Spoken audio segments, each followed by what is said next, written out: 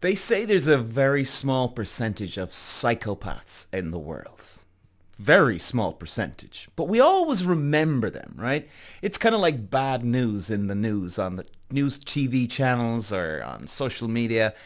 They've got the biggest voice, don't they? You always remember they're the loudest out there. And, we have a psychopath in Formula One. And his name is James Vowles. And Carlos Sainz going to his team next year is death for Carlos Sainz. Unless they can find another seat in another team very quick, okay? A little pit stop along the way. We're going to get into that in just a moment. And it has begun, ladies and gentlemen. The wizard behind the curtain, Adrian Newey. He's on the way, lads. He's on the way. He has started work already. In fact, they've given one of the Aston Martin boys the boot. Pack your bags, fella. Your war's over. Get out the door. Move away because Adrian Newey's coming in. Lads, we're checking this out because this is big news. This is very, very big news. And something, especially if you're a Carlos Sainz fan, you should be very concerned about this. Let's get into these two topics right away. Walsh running the Irish green, and look at the move he's making down to the inside. Moves to the front. What a move from fifth all the way to the lead in lap one. Walsh takes win number 2. Peter Walsh.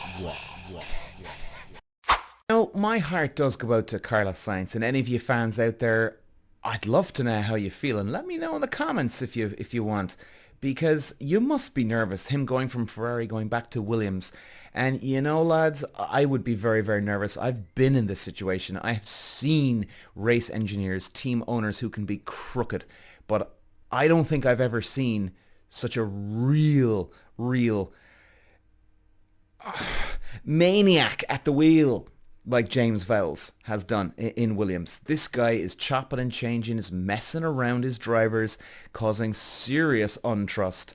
And this guy, I mean, if I was Carlos Sainz, I'd be feeling like the way he's going to Williams next year, it's almost like when you get a new girlfriend, but you realize the moment you've hooked up with her and you're now officially boyfriend-girlfriend, someone's told you that she cheats on all her boyfriends. I mean, how comfortable would you feel being in that scenario? How comfortable would you feel? You're not going to feel fairly pretty. Now, you can understand it too from Carlos's point of view, and I get it as an ex-racing driver. He's hoping to stay in the game maybe 1, maximum 2 years of a sacrifice.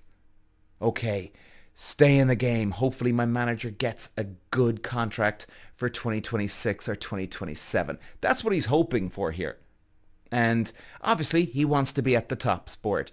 But if things go south for this boy, and what James Vowles has done to Logan Sargent this year was unacceptable. I've never heard it. In fact, lads, I stay in contact with some of my race engineers from back in the day because we're like brothers.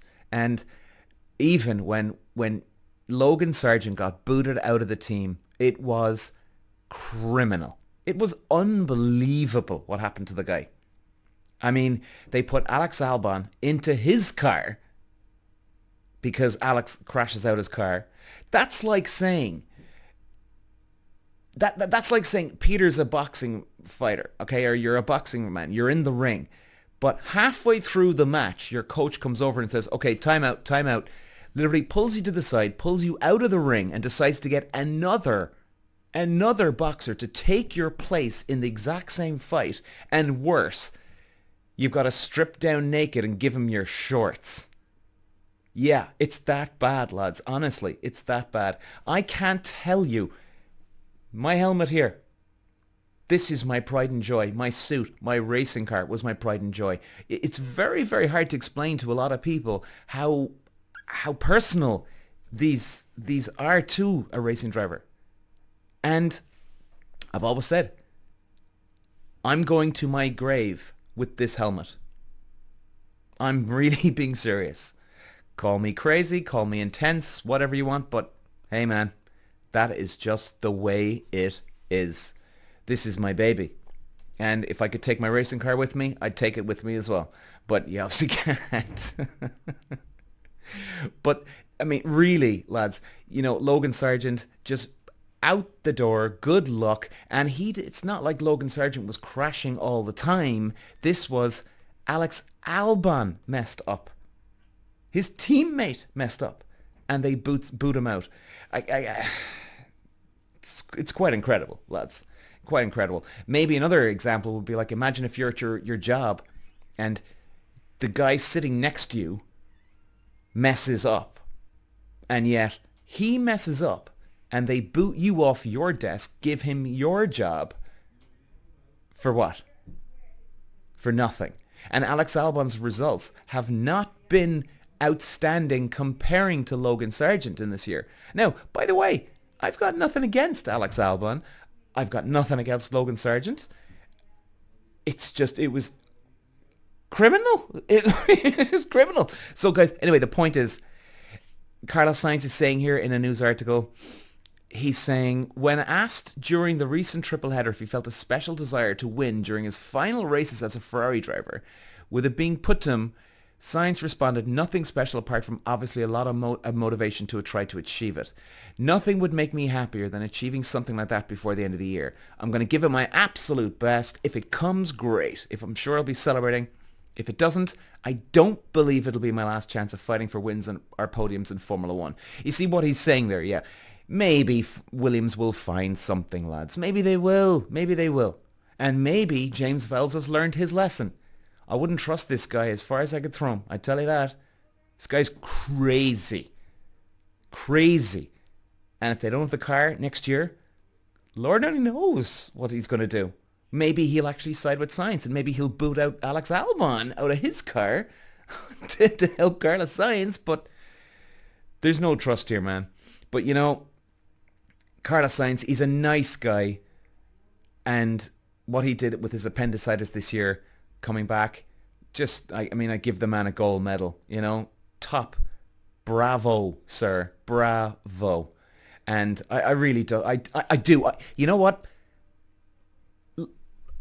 show me I'm wrong, God, show me I'm wrong on this, please, for Carlos Sainz's sake, and Williams fans out there, show me I'm wrong. Okay, it's really becoming real, lads. We're moving on to the next chapter here. Adrian Newey, we all know the wizard behind the curtain at Red Bull. He's obviously left, and Lord knows there must be some insane drama and fights that have happened at Red Bull this year. For Adrian Newey not to show up for the remaining races when the guy would be under contract. In fact, he's probably still getting paid by Red Bull. Now, of course, we don't know the whole contract, but that could easily happen here, lads. So, what is the news? Dan Fallows has stepped down from his role at Aston Martin as the technical director. So I'm just checking out the column here, lads. And they say the team say he will stay within the group. He joined in April 22, played a key role in their growth and development, which included the team taking 8 podiums with Alonso last year. The team's technical department has swelled in recent times as billionaire Stroll marches on with his bid to make the squad a world championship contending team. Now, ladies and gentlemen, look, we're going to move on to, let's get into the track now and the nitty gritty. But this is huge news. This, I mean, it's just, we've all known he's going to Aston Martin for next year, Adrian Newey. But this is the start. Here we go. The Mike Tyson of engineers is coming in. The Ayrton Senna, whatever you want to call him, the engineers. He's on his way. And he is starting work already. You can be sure of it. There's no two ways about it. And with Adrian Newey and Lawrence Stroll at the wheel, steering the ship here, I think they've got a very, very well-oiled racing team going next year. You've got Fernando Alonso. Now, personally, I think he is the best on the grid right now. He's one of the greatest of all time. You got him in the car. You've got Adrian Newey, and then on top of that, here's where the missing ingredient is for some teams. Lawrence Stroll, the billionaire. He's hands-on. Adrian Newey has gone to Aston Martin because he said that Lawrence Stroll actually shows up at the race at weekends. Now, you'd probably be saying, well, duh, why wouldn't he, right? Well, guys, there's a lot of directors and shareholders and sponsors that are part of these Formula One teams. They don't even show up at the race weekends. They don't get involved in how you doing, Adrian? Do you need more money? What's the progress between that differential that you tried versus the new one? Is it lighter? Is it heavier? What's the downforce like? Is it mechanical better? Is it aerodynamical better? Which one's better? Are we doing better? Have we progressed? Have we found any? Like, this guy's all hands in. All hands on deck. This guy's in the trenches with his soldiers. He's the general, literally digging foxholes with the troops at nighttime. He's on the battlefield. That's the type of guy you want, not the guy who's 50 miles away. You need this guy. And believe you me, with that type of hands-on approach, Adrian Newey knows that he will get the resources behind him. So if they do, now obviously we got the budget cap, but if Adrian Newey needs something, he knows that he's going to be able to rely on his team boss, because it's not all about Adrian Newey either. You've got to have the driver, you've got to have the mechanics, you've got to have the engineer, but you've also got to have resources on hand. I mean, if you go racing for a couple of years, even if you're in karting or you go up the ladder, you realize this really bloody fast. You can't go around knocking on the same race tires for 4 race weekends. Okay? They start to wear out. You need the equipment on hand. But Adrian Newey knows that if he needs to go to the well, as they say, he'll be able to go to the well and draw out some water. So, guys, we've a very short break coming up for winter, which is great because we're almost straight back into it again. And my Lord, I think Aston Martin is probably going to be the team to beat next year. Walsh running the Irish green, and look at the move. He's making down to the inside. Moves to the front. What a move from 5th all the way to the lead in lap 1. Walsh takes win number 2. Peter Walsh.